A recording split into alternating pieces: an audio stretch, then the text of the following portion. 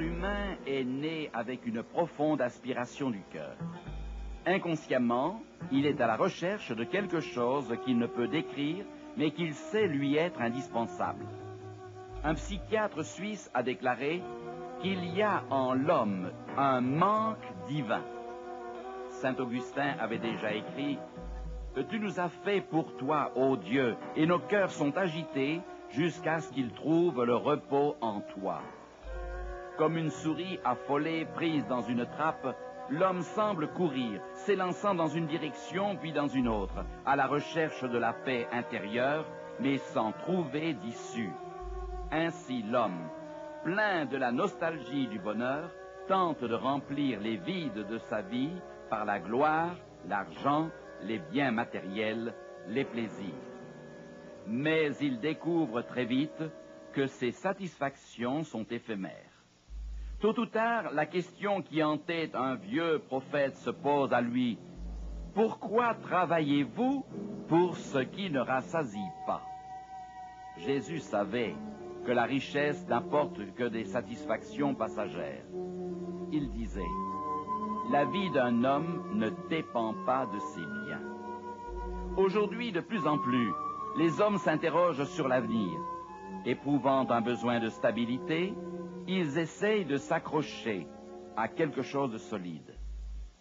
La Bible dit qu'en certaines circonstances, Dieu laissa les enfants d'Israël avoir faim dans le désert afin qu'ils reconnaissent leur dépendance de lui. Il t'a humilié, il t'a fait souffrir de la faim afin de t'apprendre que l'homme vit de tout ce qui sort de la bouche de l'Éternel. Dieu, créateur de l'homme, est toujours prêt à combler le vide. Nous vivons un temps où les humains éprouvent un intérêt croissant pour différentes formes de religion. De nouvelles croyances surgissent sans cesse et font des adeptes. Une encyclopédie a dénombré 1187 dénominations religieuses aux États-Unis seulement. En plus, il existe des centaines d'autres groupements religieux qui se sont détachés des églises principales.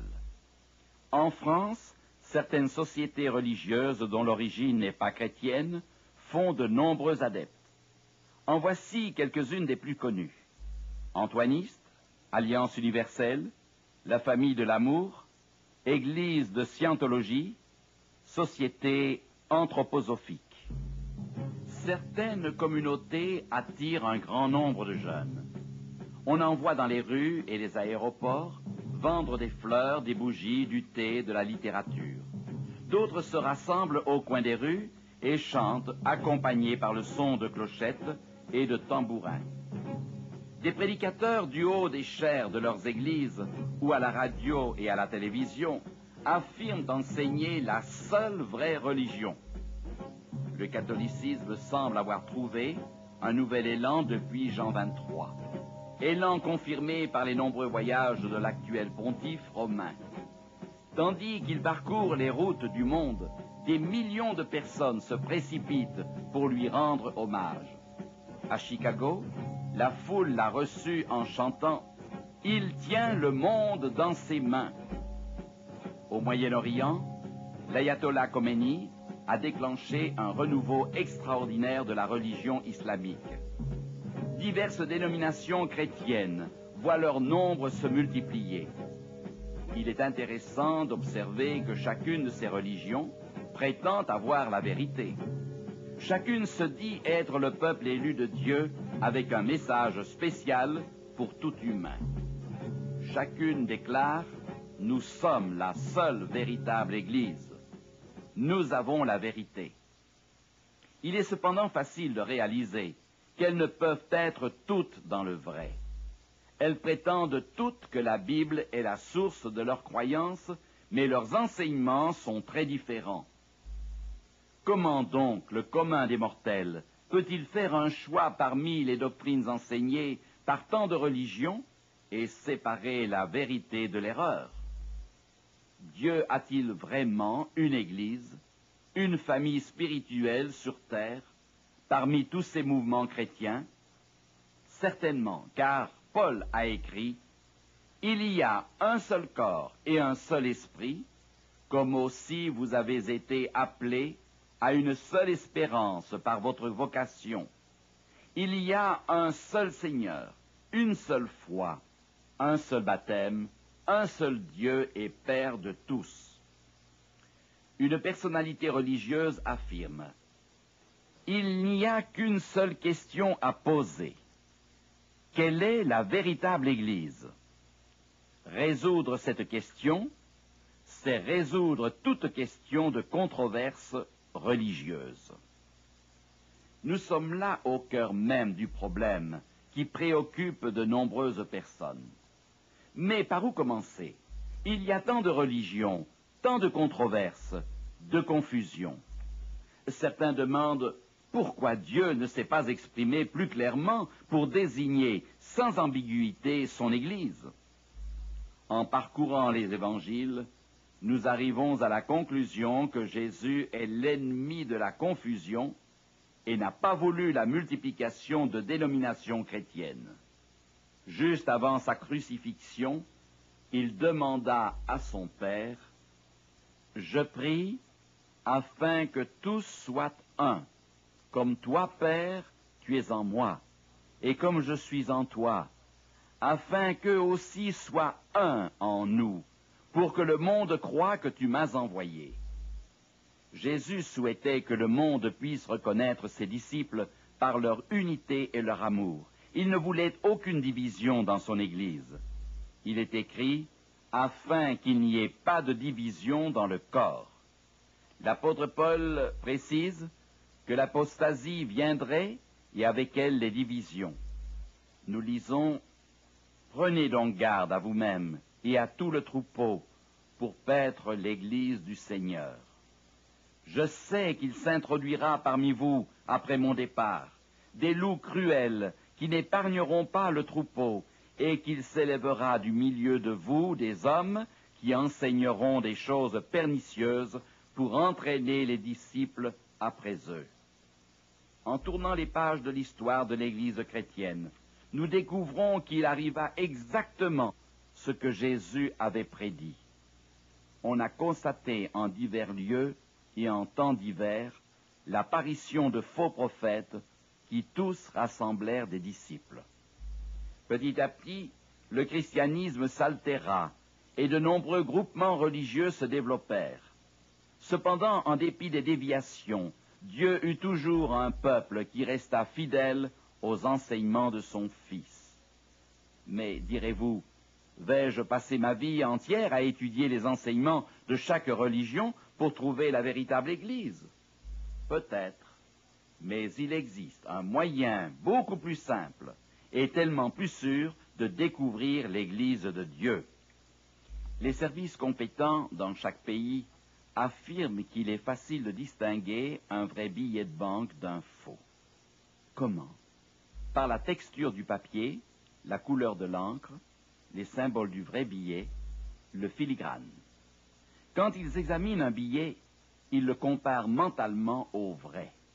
Si l'une des caractéristiques ne correspond pas à l'original, c'est un faux. Il en est de même pour la vérité.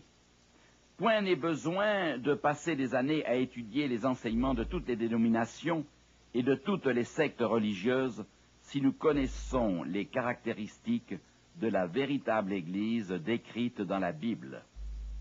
Car le Seigneur, l'Éternel, ne fait rien sans révéler son secret à ses serviteurs, les prophètes. Dans le livre de l'Apocalypse, certainement le plus concentré des livres prophétiques de la Bible, Dieu révéla à l'apôtre Jean l'apostasie et la confusion religieuse qui régneraient dans le monde religieux au dernier jour de l'histoire de l'humanité. Il décrivit le conflit entre son Église et Satan. Le chapitre 12 brosse une vision panoramique de l'histoire de l'Église depuis la naissance du Christ jusqu'à la fin des temps. Un grand signe parut dans le ciel, une femme enveloppée du soleil, la lune sous ses pieds et une couronne de 12 étoiles sur sa tête. Elle était enceinte et elle criait, étant en travail et dans les douleurs de l'enfantement. Ici, Dieu présente une femme enveloppée du soleil, se tenant debout sur la lune avec une couronne de 12 étoiles sur la tête. Que représente-t-elle?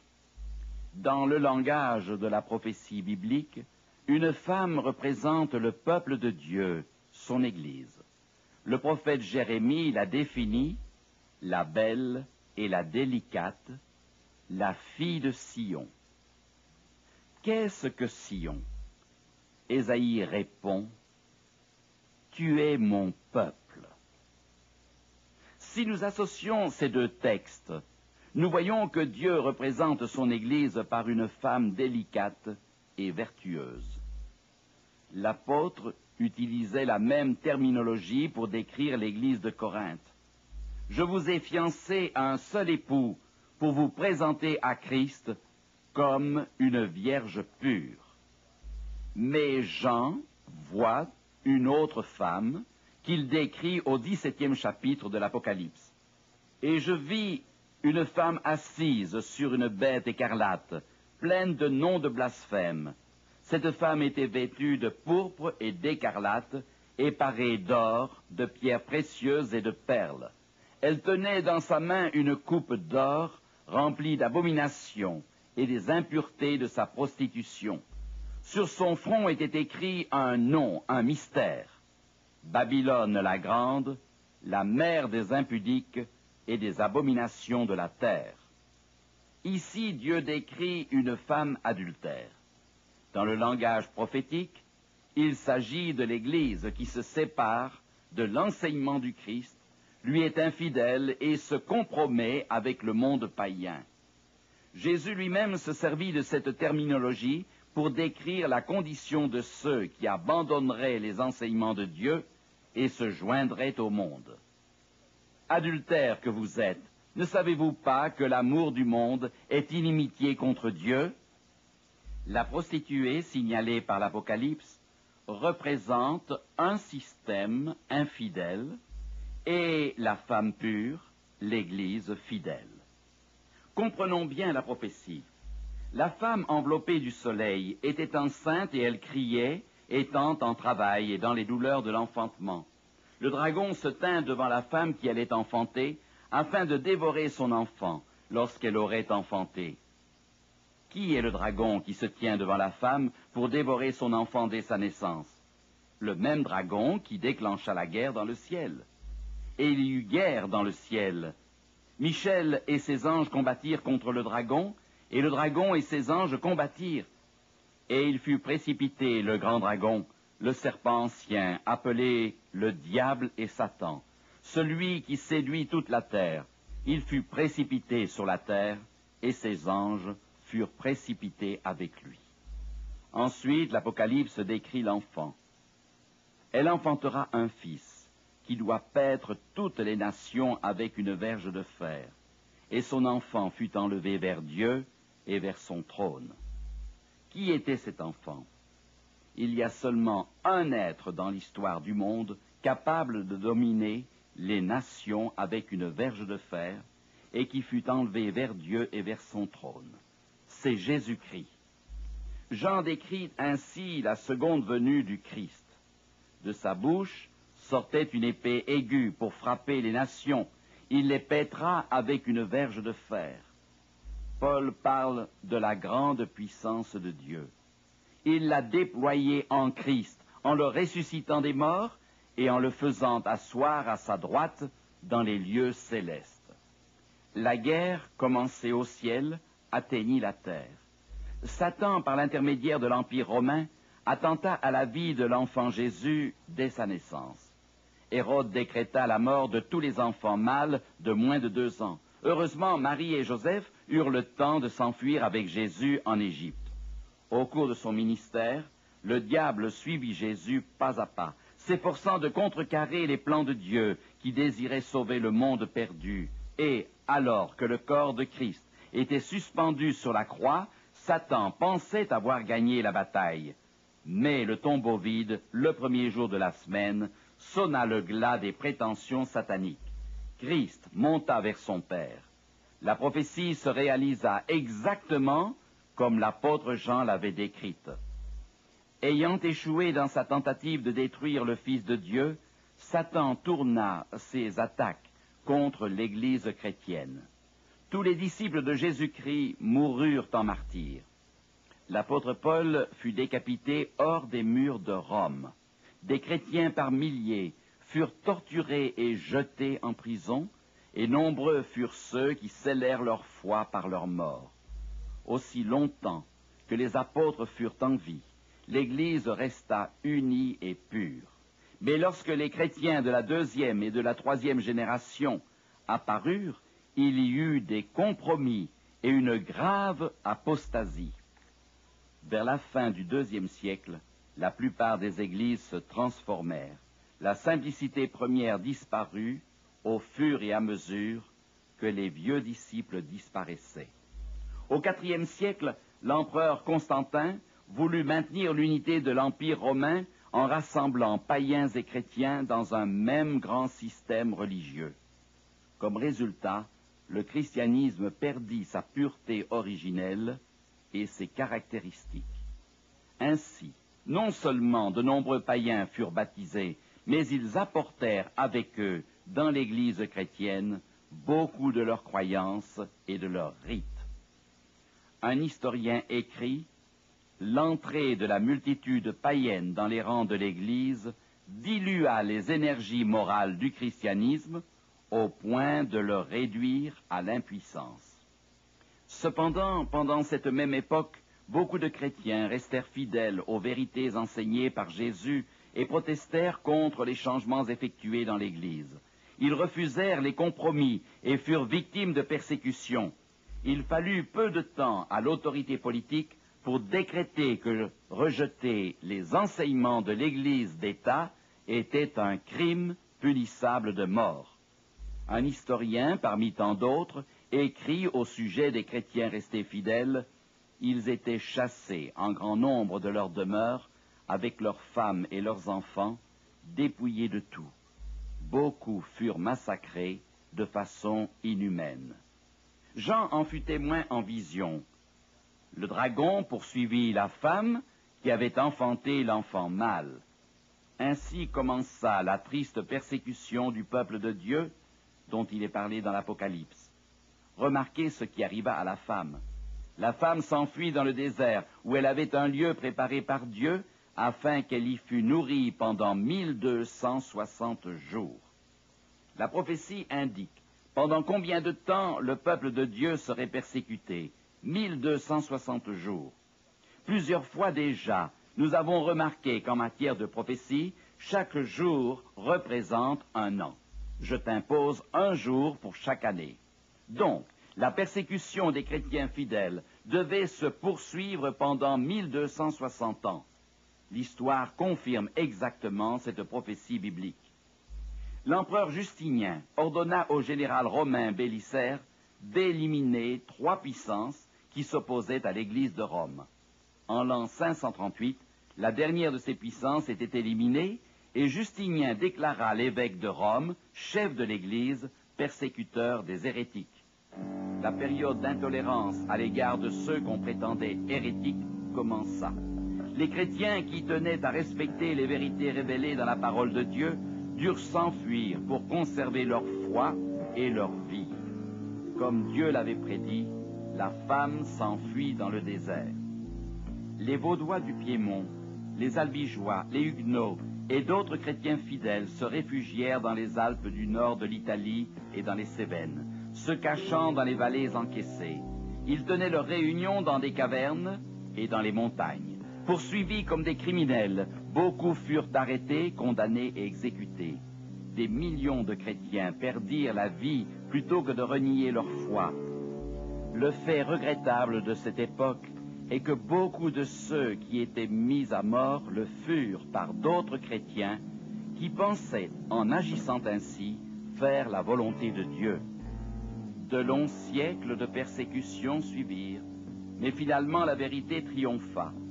La Bible, longtemps bannie et détruite, fut traduite dans les langues vernaculaires et diffusée dans le monde entier. de courageux réformateurs proclamèrent la parole de Dieu avec conviction et payèrent leur courage de leur vie. D'autres furent chassés de lieu en lieu et persécutés. Mais les feux de la réforme protestante n'étaient pas encore éteints que d'autres réformateurs se levèrent et la vérité biblique, longtemps oubliée en faveur des traditions humaines, éclata. La fureur et le courroux de Satan se manifestèrent avec une violence inouïe. Ce fut à cette époque qu'eut lieu la découverte de l'Amérique. La prédication des réformateurs et la découverte du Nouveau Monde offrirent à des milliers d'êtres humains la liberté morale et physique. Là, sur les rives d'un continent neuf, furent posées les fondations des libertés civiques et religieuses indispensables au développement harmonieux de l'homme. C'est pour cette raison que la France offrit aux États-Unis la statue de la liberté. Voici le message écrit sur le socle de la statue. Confiez-moi ceux qui sont là, vos pauvres, ces masses confuses qui aspirent à vivre libres. Tous ceux que vos rivages surchargés ont rejetés comme des épaves. Que viennent à moi les sans-foyers, ballottés par la tempête. J'élève ma torche près de la porte d'or. Les États-Unis n'étaient pas seulement devenus un refuge pour les victimes des persécutions religieuses, mais aussi une patrie où les chrétiens pourraient donner libre cours à leurs activités religieuses. La période de compromis et de persécution mentionnée dans l'Apocalypse prit fin en 1798. En cette année, le général Berthier, sous les ordres de Napoléon Bonaparte, fit le pape Pie VI prisonnier. Cet événement survint exactement à la fin des 1260 années prédites par la prophétie. À la fin du XVIIIe siècle, Dieu pouvait encore compter sur un groupe de fidèles chrétiens qui étudiaient la Bible et suivaient ses enseignements. Aussi Satan concentra-t-il sa colère sur eux, comme la Bible l'avait annoncé. Le dragon fut irrité contre la femme, et il s'en alla faire la guerre au reste de sa postérité. La plupart des femmes savent ce que sont les restes. Souvent, elles achètent du tissu pour confectionner un vêtement. Celui-ci fait, il reste souvent du tissu. C'est le reste. Il est facile de comprendre ce que la prophétie entend par le reste de sa postérité. Il s'agit d'une minorité fidèle, l'Église de Dieu dans les derniers jours. Nous dirions aujourd'hui, le diable était en colère et il vint pour faire la guerre à l'Église fidèle de Dieu dans l'époque de la fin. Satan est furieux de ce qu'une minorité soit demeurée fidèle à la vérité divine. Dans le même verset, Jean définit les deux caractéristiques qui permettent de reconnaître l'Église du reste ou l'Église de Dieu dans les derniers temps. Et le dragon fut irrité contre la femme, et il s'en alla faire la guerre au reste de sa postérité, à ceux qui gardent les commandements de Dieu et qui ont le témoignage de Jésus. Notez que ceux qui sont demeurés fidèles à Dieu sont désignés comme la postérité de la femme. Ils gardent les commandements divins. Chose étonnante, alors que toutes les églises affirment que le chrétien doit obéir aux commandements de Dieu, pratiquement, bien des religions enseignent aujourd'hui à leurs membres de désobéir d'une manière ou d'une autre à certaines instructions données par Dieu. Par exemple, les membres de certaines églises se prosternent devant les images. D'autres ignorent le respect du nom de Dieu. Et la plupart des religions ont rejeté le signe indiqué par Dieu comme un hommage à son pouvoir créateur et précisé dans le 4e commandement: souviens-toi du jour du repos pour le sanctifier. Tu travailleras 6 jours et tu feras tout ton ouvrage, mais le 7e jour est le jour du repos de l'Éternel ton Dieu. Si le samedi, le 7e jour de la semaine, nous cherchons des chrétiens qui observent le 4e commandement, nous en trouverons très peu. Telle est cependant l'une des caractéristiques de la véritable Église de Dieu: la fidélité dans l'observation de tous les commandements. Les églises chrétiennes enseignent en général à observer 9 commandements sur 10. une différence d'opinion et de pratique existe sur l'interprétation de ce 4e commandement. Mais une Église qui garde seulement 9 des 10 commandements ne peut pas être considérée comme étant fidèle à tous les commandements de Dieu. Jacques affirme « Quiconque observe toute la loi, mais pêche contre un seul commandement, devient coupable de tous. » De plus, l'Église du reste, ou Église du temps de la fin, non seulement garde les commandements de Dieu, mais l'Apocalypse déclare aussi qu'elle a le témoignage de Jésus. Qu'est-ce que le témoignage de Jésus? Jean nous donne la réponse. Le témoignage de Jésus est l'esprit de la prophétie. L'Église de Dieu, dans le temps de la fin, doit être pourvue des dons de l'esprit, parmi lesquels le don de prophétie. Mais Dieu nous donne d'autres précisions au sujet de la véritable Église du temps de la fin, afin de nous permettre de la reconnaître. Son peuple devra propager l'Évangile dans le monde entier, suivant l'ordre de Jésus.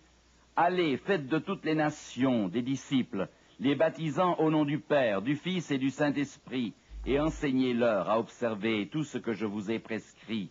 Et voici, je suis avec vous tous les jours, jusqu'à la fin du monde.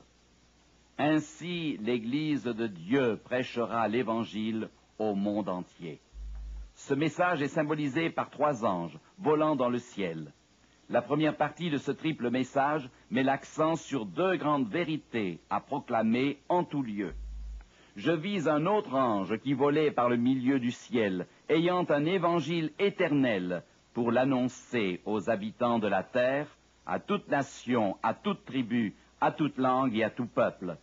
Il disait d'une voix forte, « Craignez Dieu et donnez-lui gloire, car l'heure de son jugement est venue, et adorez celui qui a fait le ciel, et la terre, et la mer, et les sources d'eau. » C'est un avertissement pour tous les habitants de la terre, afin qu'ils se rappellent que le jour du jugement est venu. C'est aussi un rappel de la puissance créatrice de Dieu, rappelée et célébrée chaque 7e jour. La deuxième partie de ce triple message dit « Et un second ange suivit en disant « Elle est tombée, Babylone la grande, qui a abreuvé toutes les nations du vin de la fureur de son impudicité. » Ce message incite le peuple de Dieu à se séparer de l'apostasie religieuse généralisée. La dernière partie de la prophétie est des plus solennelles. Et un 3e ange les suivit, en disant d'une voix forte, « Si quelqu'un adore la bête et son image, et reçoit une marque sur son front ou sur sa main, il boira lui aussi du vin de la fureur de Dieu, versé sans mélange dans la coupe de sa colère. » Le monde doit être mis en garde contre l'adoration de la bête, la reconnaissance de son image et le fait de recevoir sa marque. Chacune de ces 3 manifestations constitue une atteinte à l'égard de l'autorité du Créateur. Vous ne trouverez qu'un groupe de chrétiens engagés dans la prédication de ces messages, le mouvement adventiste du 7e jour. Cela ne veut pas dire que seuls les adventistes seront sauvés, mais ces prophéties démontrent que le mouvement adventiste a un message complet, conforme à l'Évangile, à transmettre au monde en ce temps de la fin. J'ai encore d'autres brebis qui ne sont pas de cette bergerie. Celles-là, il faut que je les amène. Elles entendront ma voix, et il y aura un seul troupeau, un seul berger. Dieu connaît ceux qui, dans toutes les religions, ont un désir intense de fidélité envers lui. Mais le moment viendra où ceux-ci seront rassemblés dans une obéissance totale à Dieu. L'apôtre Jean prophétisa à ce propos, « Et j'entendis du ciel une autre voix qui disait, « Sortez de Babylone, mon peuple, afin que vous ne participiez pas à ses péchés et que vous n'ayez pas de part à ses fléaux. » Les enfants de Dieu sont appelés à s'éloigner des erreurs et de la confusion religieuse qui existe actuellement dans le monde. Revoyons brièvement certaines caractéristiques de l'Église de Dieu dans les derniers jours. L'Église, du reste, devait apparaître après la période de persécution qui prit fin en 1798. Elle a la foi en Jésus, ceci l'amène à observer tous les commandements de Dieu.